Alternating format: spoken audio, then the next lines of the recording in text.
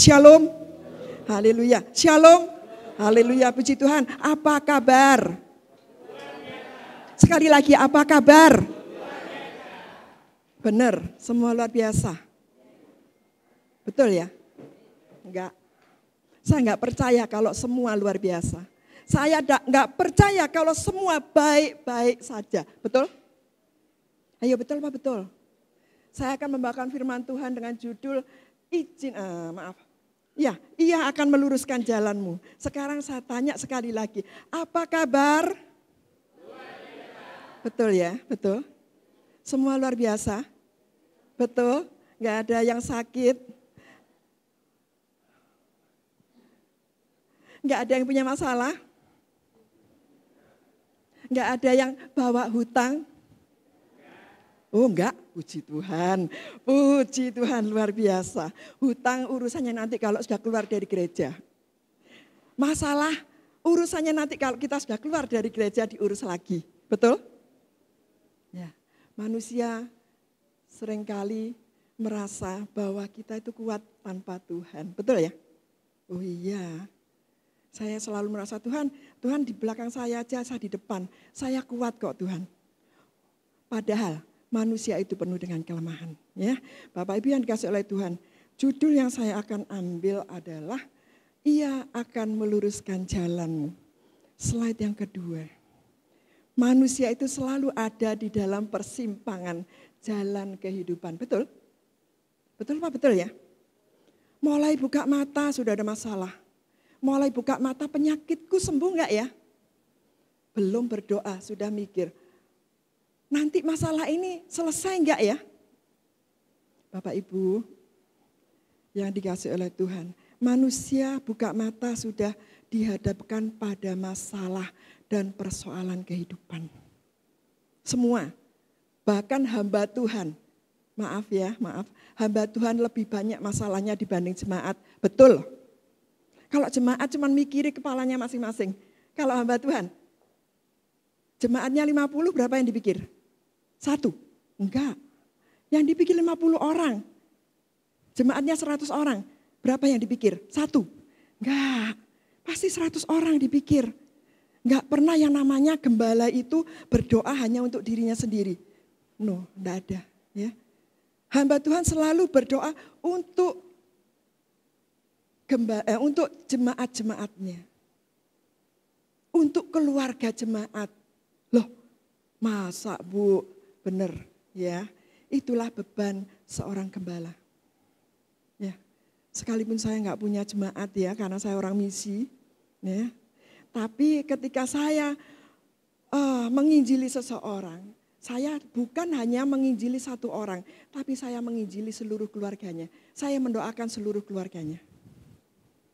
Saya bukan seorang gembala ya, saya bukan seorang gembala, saya penginjil pedesaan, saya penginjil di pulau-pulau terpencil ya. Loh Bu, kok pencilaan gitu? Ya, kaki saya sudah janji dengan Tuhan, selama kaki saya masih kuat melangkah, selama mulut saya masih bisa mengucap, dan Tuhan izinkan saya mencari jiwa, saya akan berangkat. Itu janji saya kepada Tuhan. Ya, bagaimana dengan keluarga saya? Loh itu kan sudah ada di dalam doa saya. Dan Tuhan pasti jamin keluarga saya. Ya, sekarang ini kami berdua di rumah itu cuman kami berdua, ada seorang pembantu. Ya, rumah besar Pak Jumintar yang tahu ya. Rumah saya besar tapi cuman ada 3 orang. 2 orang suami istri kayak orang pacaran tiap hari. Nah coba. Anak-anak saya sudah kemana-mana. Yang satu di Banjarmasin sudah berkeluarga. Yang satu sudah di Bali buka kafe di sana. Tinggal kami berdua.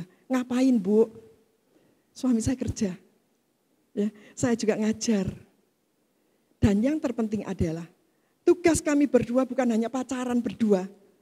Ya, walaupun kami sudah suami istri, tapi tugas kami adalah berdoa. Ya. Nah, doa juga merupakan satu pengalaman dengan Tuhan ya.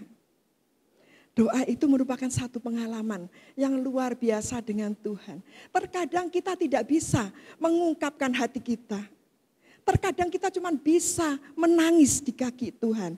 Tapi roh yang ada dalam kehidupan kita, itulah yang mengajarkan kita berdoa. Bu, saya nggak bisa doa yang macam-macam loh Bu. Berdoalah doa Bapa kami. Itu sudah mencakup semua doa kita. Bu, tapi di situ kan enggak ada Bu biaya untuk anak sekolah, biaya untuk sehari-hari. Sudah ada. Doa Bapa kami itu doa yang luar biasa. Kalau kita belum bisa berdoa yang macam-macam, berdoalah Bapa kami di dalam sorga. Dikuduskanlah namamu. Ya, itu sudah luar biasa loh. Doa Bapa kami itu mencakup semua kehidupan kita. Mencakup semua penyembahan kita. Nah, Bapak Ibu yang dikasihi oleh Tuhan, kita akan belajar bahwa Tuhan akan meluruskan jalan kita. Kapan gitu ya? Yuk kita baca dulu yuk. Kita baca dulu Amsal 3 ayat yang pertama sampai yang ke-6. Tetapi akan saya bagi yaitu ayat yang pertama sampai yang ke-4 dulu ya. Yuk kita sambil membaca firman Tuhan, saya akan baca di ayat yang ganjil, Bapak, Ibu, Saudara baca di ayat yang genap. Dan pada ayat terakhir, ayat 6, kita akan baca bersama-sama. Karena disitulah inti dari firman Tuhan ya. Demikian bunyi firman Tuhan. Hai anakku, janganlah engkau melupakan ajaranku. Dan biarlah hatimu memelihara perintahku.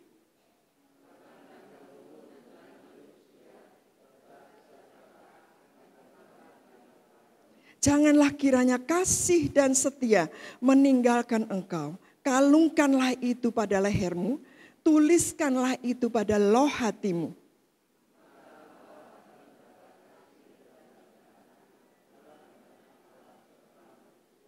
Ya, lanjut di ayat yang berikutnya ya. Ayat yang ke-5 dan ke-6 ini yang akan kita bahas nanti. Mengapa? Nanti akan saya jelaskan ya. Nah, percayalah kepada Tuhan dengan segenap hatimu dan janganlah bersandar kepada pengertianmu sendiri. Bersama-sama 2, 3. Akuilah dia dalam segala lakumu, maka ia akan meluruskan jalanmu. Bapak Ibu yang dikasihi oleh Tuhan. Ayat 1 sampai ke-4. Betul ayat ini semua adalah tulisan Salomo. Ayat ini adalah ayat nasihat yang diberikan Salomo kepada anaknya Rehabiam.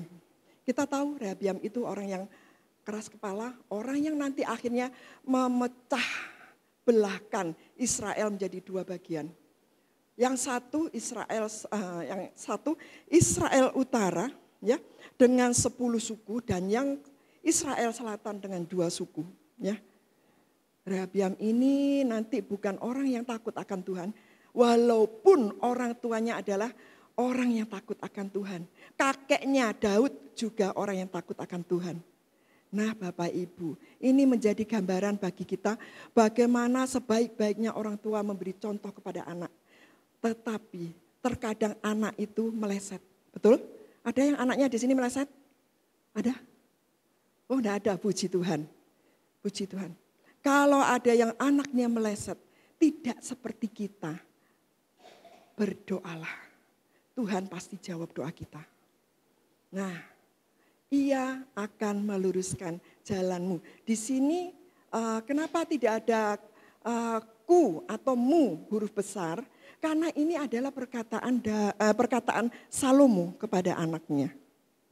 Ya, kalau di dalam ayat ini tidak ada kata mu atau ku pakai huruf besar. Kalau huruf besar itu berarti Tuhan. Ya, nah Bapak Ibu yang dikasihi oleh Tuhan, seringkali kita ini memberikan ayat Mas untuk anak kita itu ayat yang pertama sampai yang ke-4 itu sebagai ayat ini ya, kalau ulang tahun ya biasanya seperti karena panjang umur dan lanjut usia serta sejahtera akan ditambahkannya kepadamu. Itu kan biasanya kalau kita ada yang ulang tahun ya. Nah itu bagus sih, bagus. Itu adalah doa dari kita. Nah tetapi Bapak Ibu yang dikasihi oleh Tuhan, mengapa saya hanya ambil di ayat yang ke-4 dan ke-5? Disitulah bukti bahwa penyertaan Tuhan dalam hidup kita itu tidak main-main, ya, Tidak main-main. Mengapa? Karena Tuhan itu tahu persis segala sesuatu yang ada dalam pikiran kita. Enggak ke gereja sekali aja kok. Nanti sore kan ada lagi. Besok minggu depan kan masih ada lagi. Itu pemikiran manusia. Ya, seringkali enggak baca Alkitab hari ini. Kan besok masih ada waktu. Paksakan Bapak Ibu ya. Paksakan mata kita, indera kita ini untuk membaca Alkitab. Enggak ngerti Bu, paksa. Ya. Nah sekarang kita sampai ke slide yang ke-5. Coba slide yang ke-5. Nah ini ya. Di dalam ayat yang ke-4, ke-5 ada kata percayalah. Bapak Ibu kalau kita lihat ya, oh jelas ya kalau di situ ya. Kita ini misalnya kita mau ke Jakarta ya. Atau ke kota lain. Ketika kita ini sampai di Bungerasi, kalau di Surabaya kan di Bungerasi ya. Terus kita naik bus. Kira-kira walaupun kita ini punya bus 10, kita punya kendaraan 100. Apa kira-kira kalau kita sudah memutuskan saya mau naik bus ini? Kira-kira apa kita ngomong sama sopirnya? Mas, sampean di sebelah saya ya, saya yang nyetir. Atau saya percaya, saya pasti sampai dengan selamat tiba di tempat tujuan saya. Yang mana kira-kira? Yang pertama atau kedua? Atau mas, sampean duduk sebelah saya aja. Saya yang nyetir mau bus ini. Enak toh, masnya tidur-tiduran aja. Saya yang nyetir. Kira-kira yang mana? Atau kita pasrah bongkoan kalau kita naik bus. Kira-kira yang mana? Yang mana? Yuk. Ya, kenapa di kata percaya ini saya perlihatkan bagaimana anak-anak sekolah itu naik bus sekolah. Ya, kenapa? Kok orang tuanya nggak ikut ya? Nggak ada orang tuanya yang ikut. Berarti orang tuanya percaya kepada sopir bus sekolah tersebut. Percaya bahwa anak-anak itu nanti sampai di sekolah dengan selamat, pulang pun diantar dengan selamat. Betul? Ya. Sama dengan kita. Sama dengan kita. Kalau kita ngomong sama supir bus, Mas, sampean duduk sebelah saya saja, saya yang nyetir. Kira-kira artinya kita punya kepercayaan sama supir bus ini enggak? Enggak. Kalau kita berdoa kepada Tuhan, Tuhan saya serahkan seluruh kehidupan saya dalam tangan-Mu. Kira-kira perlu dipikiri lagi enggak? Loh, berarti masih mikir ya? Masih, itu manusia. Manusia ketika kita berdoa, kita sujud tersungkur dengan air mata yang mungkin bisa diperes ya. Kita katakan Tuhan, saya serahkan masalah saya dalam tangan Tuhan. Lah setelah amin, pikirannya masuk lagi ke dalam masalah enggak? Masuk, ya masuk. Itu manusia ya, masuk. Pikiran kita terlalu memikirkan yang berat-berat. Padahal Tuhan mengatakan, serahkanlah seluruh khawatirmu kepadaku. Kita enggak percaya Tuhan kan? Percaya enggak? Percaya, tapi tetap gandoli. Gandoli masalah kita dalam hidup kita. Ya, nah Bapak Ibu yang dikasihi oleh Tuhan. Yuk kita lihat slide yang ke-5. Slide yang ke-5, coba kita lihat ya slide berikutnya. Nah inilah kita, manusia. Hidup itu selalu ada masalah. Tetapi ketika kita menyerahkan masalah itu dalam tangan Tuhan, masalah itu bukan kita lepas begitu saja. Masalah itu tetap gandoli ya. Karena Tuhan itu kalau nggak ada saya nanti Tuhan nggak kuat. Nah, manusia selalu seperti itu. Tetapi ingat baik-baik, masalah itu sebetulnya kecil bagi Tuhan. Ada buktinya ya adalah Tuhan kok dilawan ya. Nah, serahkanlah segala khawatirmu kepadaku, maka aku yang akan memberi kelegaan kepadamu. Itu kata Tuhan. Tapi manusia seringkali ya. Tuhan itu seperti Bapa kita. Kalau barang yang berat tidak bisa kita tidak sanggup memikulnya. Serahkan kepada Tuhan dan jangan dipikiri lagi. Itu maunya Tuhan. Tapi manusia ini bebal. Termasuk saya loh. Saya kadang sudah menyerahkan kepada Tuhan. Tuhan saya serahkan Tuhan. masalah saya dalam tangan Tuhan. Saya percaya Tuhan yang bekerja. Loh, tapi setelah amin, itu masih mikir, iya enggak ya, besok ini sudah ada belum ya? Nah, masih mikir. Padahal seharusnya setelah kita serahkan kepada Tuhan, sudah. Memuji Tuhan sajalah. Membaca ayat firman Tuhan sajalah. Itu yang diminta Tuhan kepada kita. Nah, Bapak Ibu yang dikasihi oleh Tuhan ya. Kita seringkali memikirkan masalah kita lebih besar yang membuat kita lupa bersyukur. Berapa kali Bu harus bersyukur dalam hidup kita? Berkali-kali ya.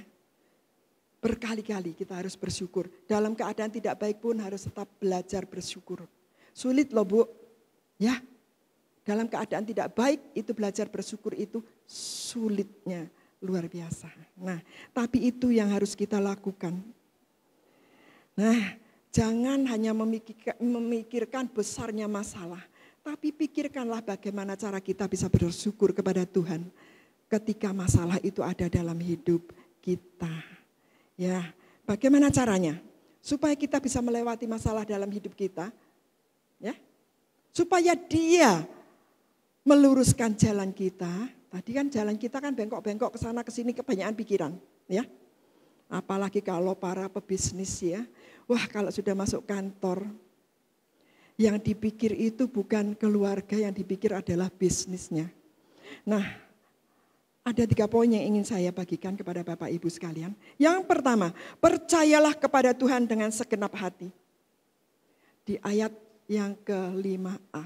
Percayalah kepada Tuhan dengan segenap hati.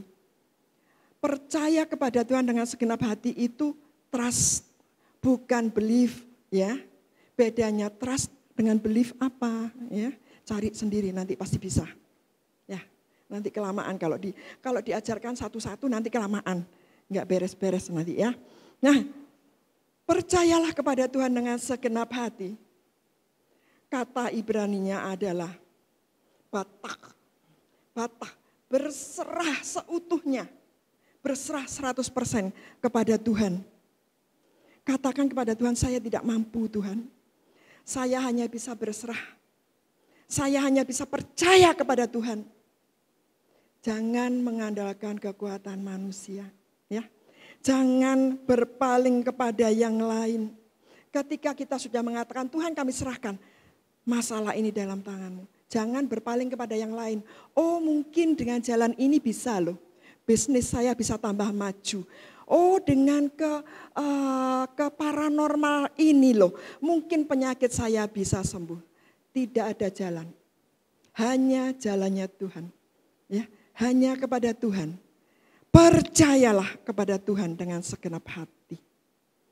Jangan berpaling, jangan mencari Tuhan hanya karena kita ingin disembuhkan. Jangan mencari Tuhan hanya karena kita mau menerima berkat-Nya. Tapi carilah Tuhan dengan segenap hati kita. Nah, Bapak Ibu yang dikasihi oleh Tuhan, percaya Tuhan dengan segenap hati artinya meletakkan semua beban itu dalam tangan Tuhan. Jangan diletakkan, diambil lagi, diletakkan, diambil lagi. Letakkan beban itu di dalam tangan Tuhan dan izinkan Tuhan berkarya dalam hidup kita. Ya. Nah, ada ayatnya?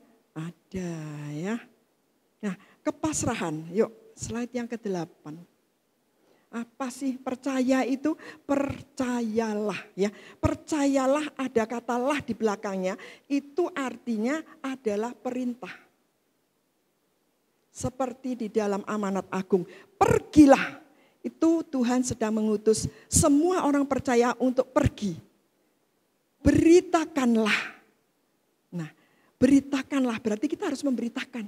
Itu perintah. Sekarang percayalah, jadi jangan goyah ke kiri ke kanan, percayalah kepada Dia. Ya, nah itu percaya dengan segenap hati berarti meletakkan semua masalah kita itu, ya, permasalahan, ketakutan, kekhawatiran dan keraguan kita kepada Dia dan jangan diambil lagi, jangan dipikiri lagi. Ya, kita bawa beras sekarung aja nggak kuat kok, ya. Tapi kalau bawa masalah segunung kuat gak? Kuat gak? Kuat ya, kuat. beras sekarung nggak kuat, tapi kalau masalah segunung kuat. Ya kuat. Buktinya sampai sekarang kita ada di rumah Tuhan, itu dengan membawa, sebenarnya kita sedang membawa masalah kita kepada Tuhan. Ya. Padahal seharusnya kita datang ke rumah Tuhan itu bukan membawa masalah kita datang ke rumah Tuhan itu adalah untuk menyembah Tuhan. Ya. Sembahlah Tuhan maka semua masalah akan dilalukan. Percayalah, nggak usah kita ngomong, Tuhan masalahku ini loh Tuhan, hutangku di sini berapa, di sini berapa, di sini berapa. Apakah nanti kalau pulang hutang itu langsung dibayar oleh Tuhan? Akan diselesaikan oleh Tuhan? Enggak, ya. Nggak usah ngomong, Tuhan itu sudah tahu berapa hutang kita. Bahkan hutang yang kecil-kecil yang dulu belum terbayar, ya, itu Tuhan tahu. Tuhan tahu persis. Makanya kalau datang ke rumah Tuhan, bebaskan hati kita. Menyembahlah, nangislah di hadapan Tuhan. Tangisan kita adalah tanda sukacita mengakui Yesus adalah Tuhan. Ya. Gak apa-apa kok nangis di gereja juga gak apa-apa. Memang ada sih ya, dulu pernah saya ke gereja dan ketika hati tidak bisa ditahan lagi, ketika saya nangis sebelah saya nyenggol saya, shh, shh, shh, gitu. Kalau di sini boleh kan nangis? Boleh? Boleh nangis karena hati kita melekat dengan Tuhan? Boleh kan? Boleh, nangislah. Gak apa-apa. Gak apa-apa. Nangis untuk kemuliaan Tuhan gak apa-apa. Katakan kepada Tuhan, Tuhan saya gak kuat. Saya mau nangis Tuhan, nangislah. Ya, gak apa-apa kok. Saya kalau sudah gak kuat berdoa itu, puji-pujian baru dinyanyikan, baru dimulai, air mata saya sudah meleleh. Malele. Ya, air mata saya tidak bisa ditahan lagi. Kenapa? Ya karena puji-pujian itulah yang membuat saya menangis di hadapan Tuhan. Sering kali. Bahkan ketika saya baru duduk, hadirat Tuhan, ya memang dalam kehidupan kita ini hadirat Tuhan tidak pernah meninggalkan kita. Tetapi ketika kita masuk di dalam rumah Tuhan, ya, hati saya tergerak, Tuhan ini anakmu Tuhan. Ya. Bukan karena saya hamba Tuhan, tapi memang itulah, roh itulah yang menggerakkan saya. Dan saya bisa menangis. Nah, bukan hanya di gereja besar seperti ini. Di gereja yang masih tanah, maaf ya, kalau saya pelayanan di desa itu ada gereja itu yang masih tanah ya. Ada yang baru rabatan, dirabat. Terus mimbarnya ini juga enggak ada mimbar yang begini, enggak ada. Ya, mimbarnya itu rata dengan rabatan tadi. Tapi tetap saya menganggap itu adalah rumah Tuhan. Sekalipun rumah Tuhan itu bentuknya bukan seperti rumah Tuhan. Itu ada Yesus, ada Roh Kudus, ada Roh Allah Bapa di dalam sorga yang berdiam di tempat itu. Dan saya harus hormat. Ya, hormat kepada Bapa di surga. Nah, Bapak Ibu yang dikasihi oleh Tuhan, ada ayat, ya yuk. Mazmur 55 ayat yang ke-22 atau 23.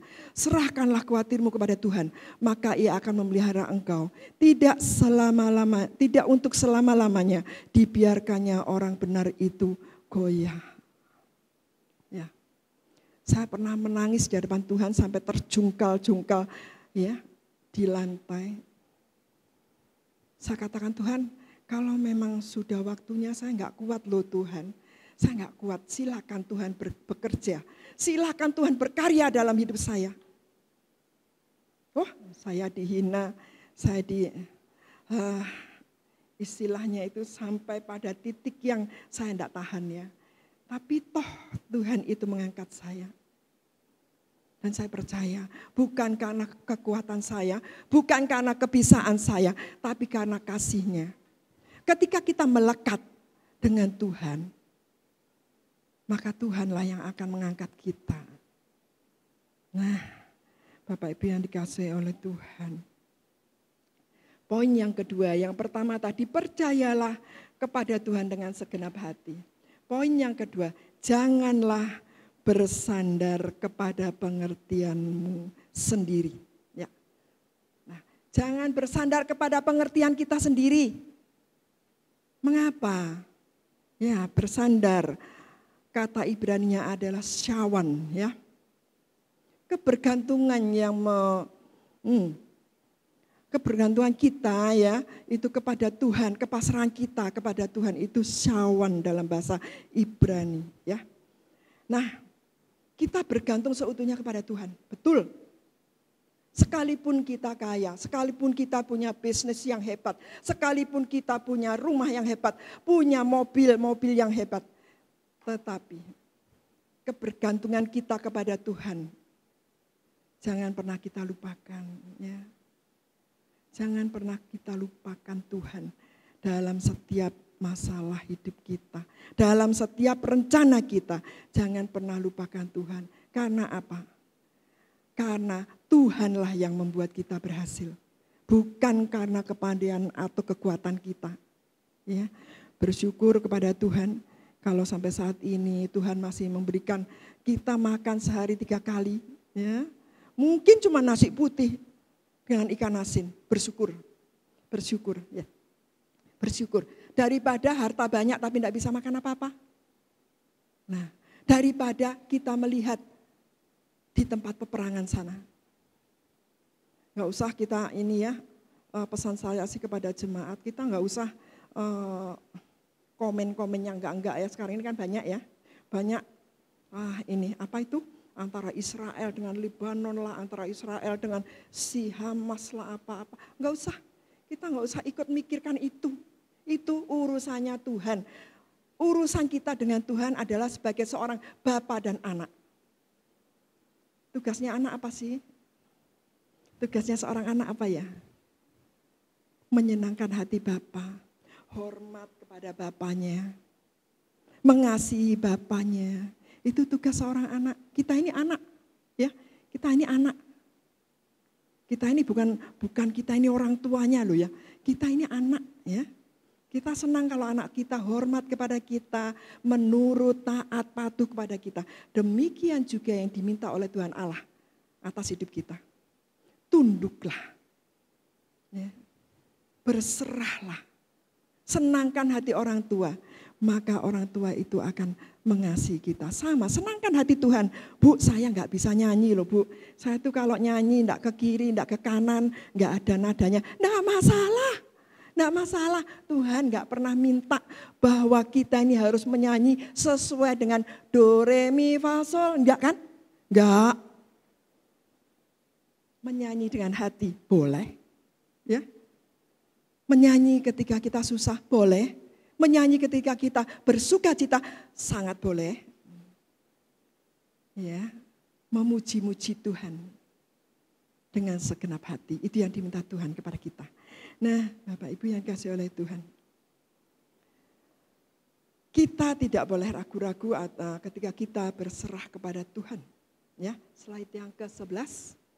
Ya, kita jangan ragu-ragu kepada Tuhan. Oh mungkin ini loh jalannya Tuhan, oh mungkin ini loh jalannya Tuhan. Itu namanya ragu-ragu. Jangan ragu-ragu kepada jalannya Tuhan. Ya. Manusia seringkali merasa paling bisa, paling mampu, paling benar tanpa menyadari bahwa sebenarnya kita adalah makhluk yang lemah. Ya. Yang mana, jalan mana yang akan kita pilih? Jalan manakah yang akan kita pilih? Banyak jalan. Banyak jalan ke kiri, ke kanan, simpang 5, simpang 6, simpang 7. Tetapi jalan mana yang harus kita pilih? Kalau kita ada di persimpangan jalan, berdoalah terlebih dahulu. Jangan mengambil keputusan sebelum kita berdoa. Utamakan Tuhan dalam kehidupan kita. Berdoa, ya, berdoa. Yuk, ada satu ayat yang dikatakan oleh Tuhan Yesus di dalam Matius 11 ayat yang ke-28. Nah ini ya, ayat yang dikatakan oleh Tuhan Yesus sendiri. Marilah kepadaku semua yang letih lesu dan berbeban berat. Aku akan memberi kelegaan kepadamu. Ada yang letih lesu di sini? Nah sekarang saya kembalikan. Ada yang letih lesu dan berbeban berat? Oh enggak ada ya. Nggak ada kan tadi yang pertama tadi apa kabar? Luar biasa. Ya kan?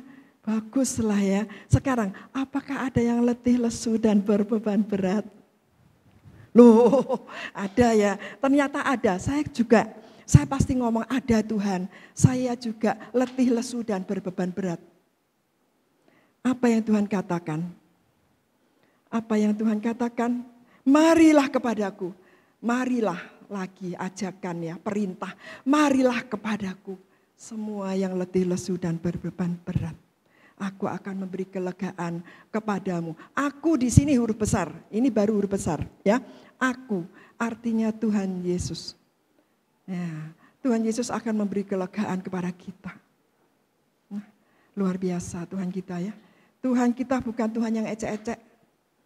Tuhan kita itu Tuhan yang luar biasa. Sanggup menyembuhkan. Sanggup memberi kemampuan kepada kita. Kita yang gak mampu, Tuhan saya gak mampu loh Tuhan main musik. Tuhan kasih yang lain, kasih talenta yang lain. Tuhan saya gak mampu loh jadi WL Tuhan. Loh Tuhan kasih yang lain. Ada talenta yang lain itu banyak yang Tuhan sudah kerjakan dalam hidup kita. Kita masih punya kaki, kita masih punya tangan untuk berlutut. Berlututlah, berdoalah untuk para pemain musik, untuk para WL singers, untuk gembala sidang, keluarganya, dan untuk gereja ini, dan untuk jemaat-jemaat di sini. Berdoalah. Itu talenta loh, enggak gampang loh ya. Enggak gampang. Tuhan memberi setiap kita ini talenta.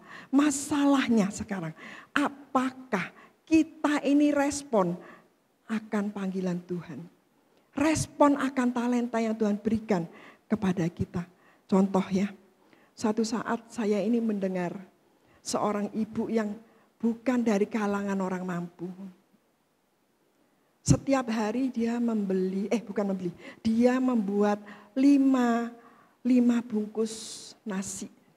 Nasi sama ikan asin atau sama tempe atau sama tahu, kemudian diberi sambal ya, 5 bungkus. Dibungkus kemudian dia bawa kresek. Ya. Setiap kali dia melihat orang di pinggir jalan yang lagi minta-minta, dia kasih 1. Cuman 5. Ya, cuman 5. Kemudian, ada yang ke-6 enggak kebagian. Yang ke-6 enggak kebagian, dia pulang, dia berdoa. Di rumah beras sudah tidak ada. Dia berdoa, Tuhan, ternyata 6 loh Tuhan, bukan 5. Gimana ini Tuhan? Yuk. Dia berdoa, Tuhan, kalau boleh Tuhan berkati saya, supaya besok saya bisa bawa 6. Besoknya dia bawa 6, diberkati Tuhan, dia bawa 6 bungkus. Apa yang terjadi?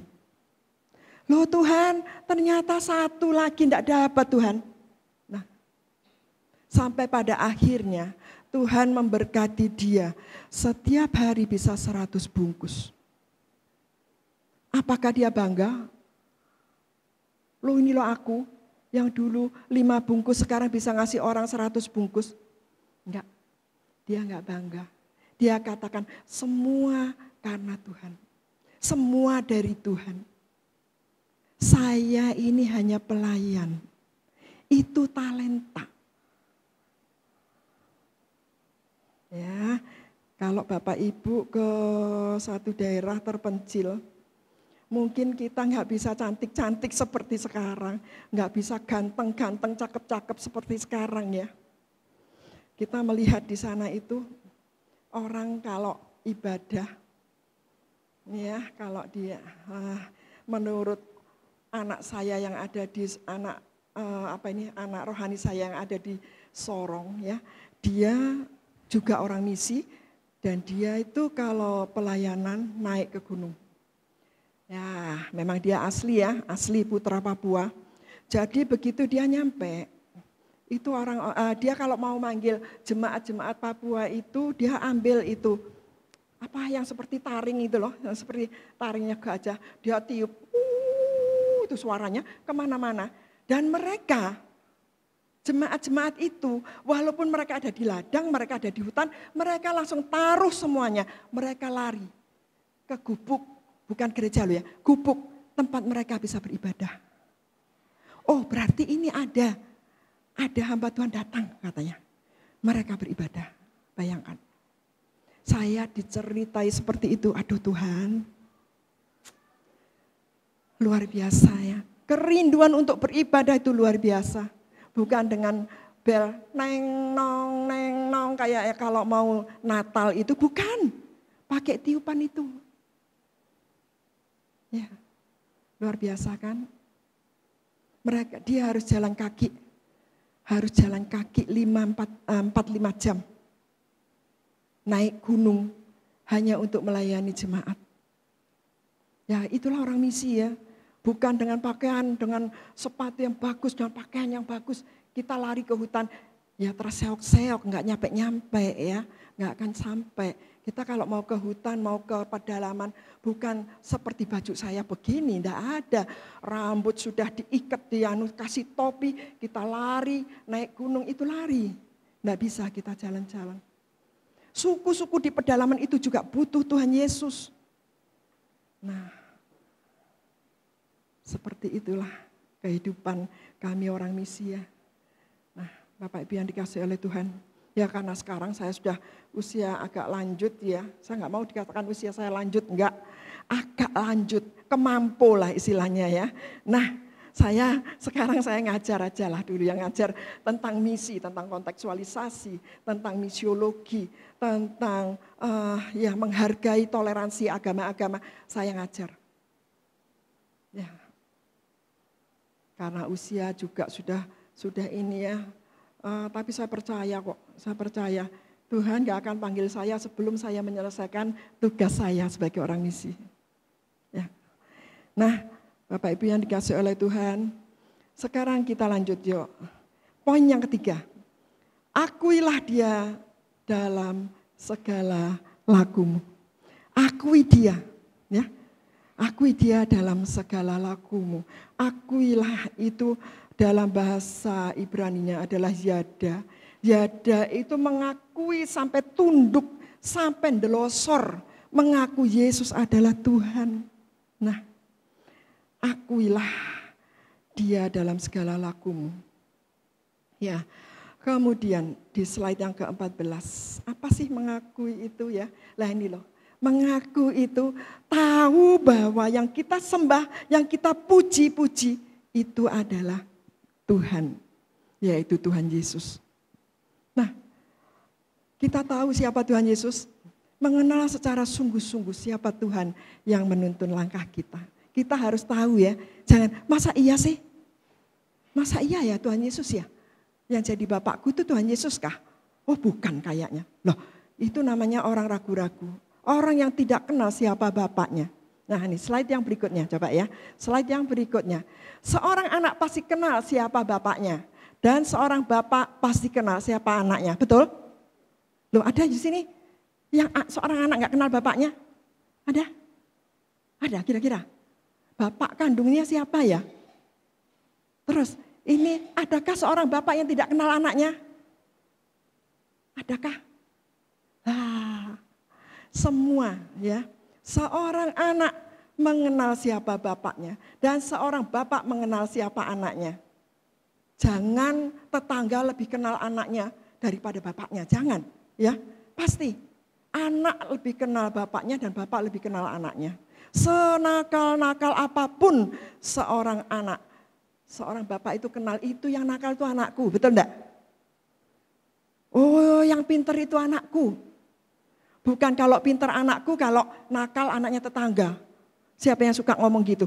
Ini niru siapa ini ya? Niru tetangga kali ya? Enggak ya, kalau anak nakal itu juga tetap anak kita. Dan itu wajib kita doakan. Ya, kalau anak pintar menjadi kebanggaan orang tua, wah itu anakku loh. Jangan, semua anak yang pintar, anak yang kurang pintar pun semua itu adalah berkat dari Tuhan. Bapak Ibu, saya ingin membagikan satu ini ya. Jangan pernah mengepangkan anak. Ada di sini? Yang masih terima kue pangan anak? Ada? Ada? Atau apakah di sini ada orang tua yang anaknya masih dikuepangkan ke orang lain? Dikuepangkan itu diakukan gitu loh, diberikan ke orang lain. Karena sakit-sakitan lah, karena namanya terlalu berat lah, atau karena jiong sama orang tua lah. Apakah masih ada? Jujur loh ya, jujur. Saya sebagai hamba Tuhan mengatakan, tebus anak Bapak Ibu sekarang juga. Karena itu nanti berat di hadapan Tuhan. Ya Tuhan tolong. Ini kejadian di keluarga suami saya. Anaknya dari kecil ketika lahir itu cuma 600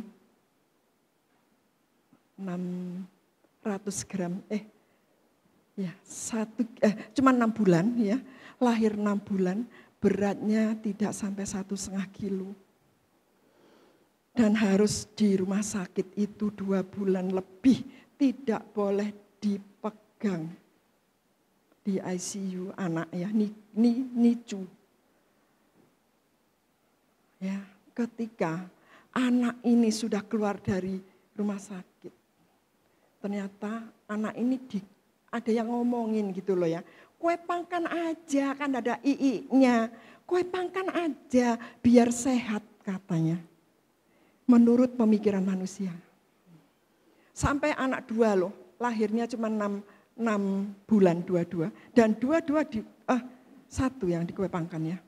Dan pada waktu itu anak papa mamahnya ini menjadi pelayan Tuhan di gereja GBI Jakarta. Ya.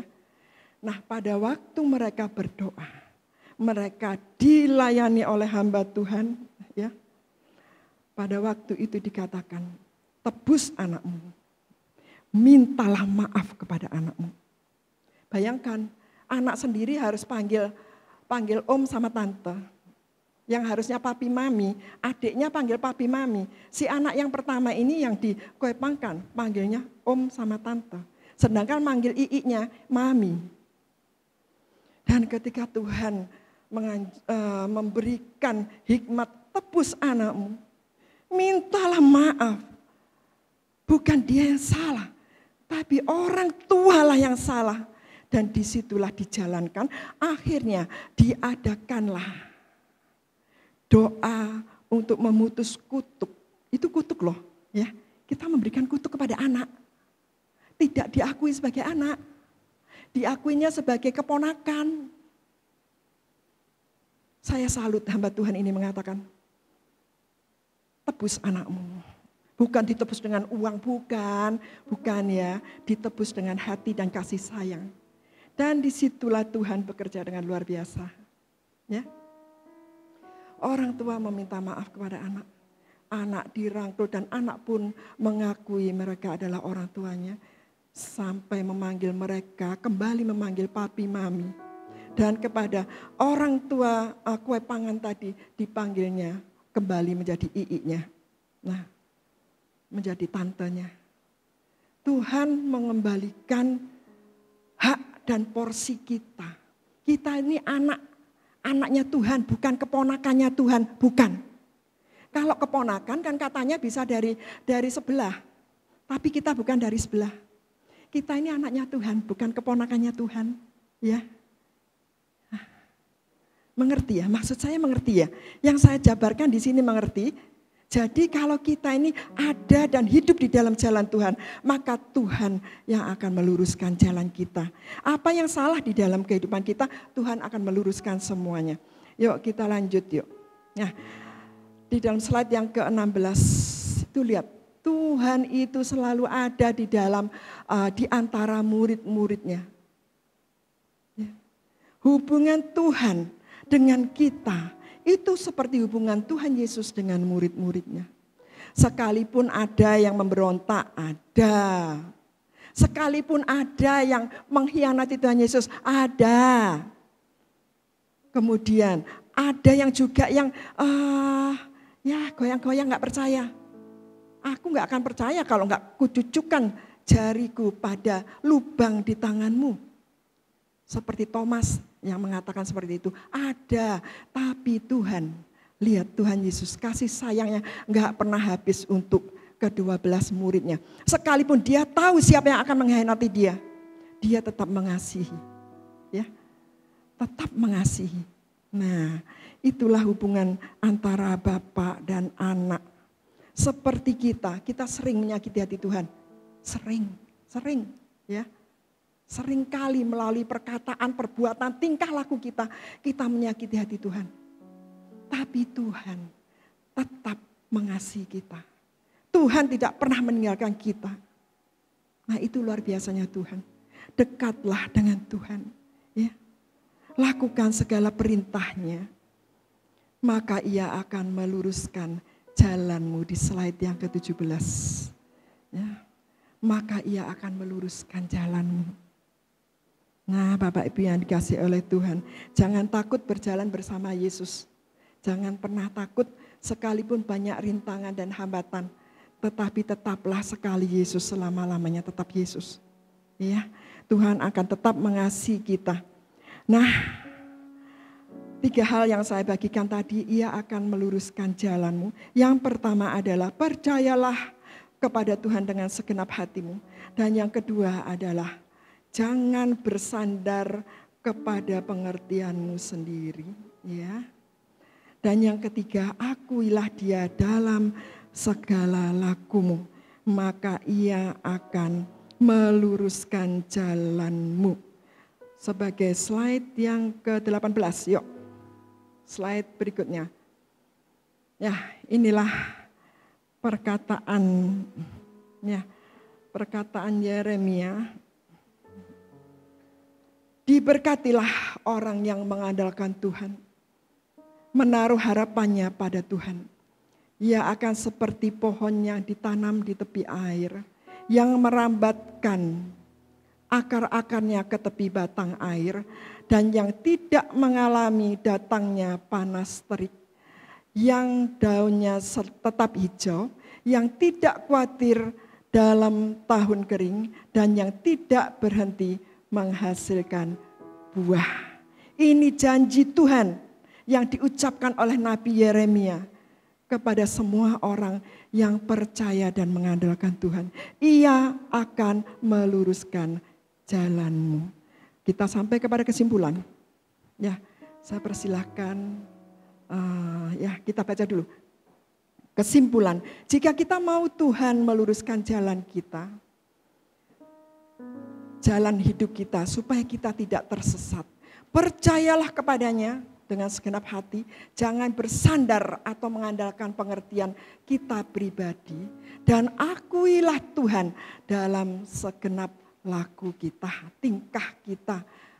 Akui dia bahwa Dia, Yesus Tuhan, adalah benar-benar Tuhan yang pasti menuntun dan meluruskan langkah hidup kita.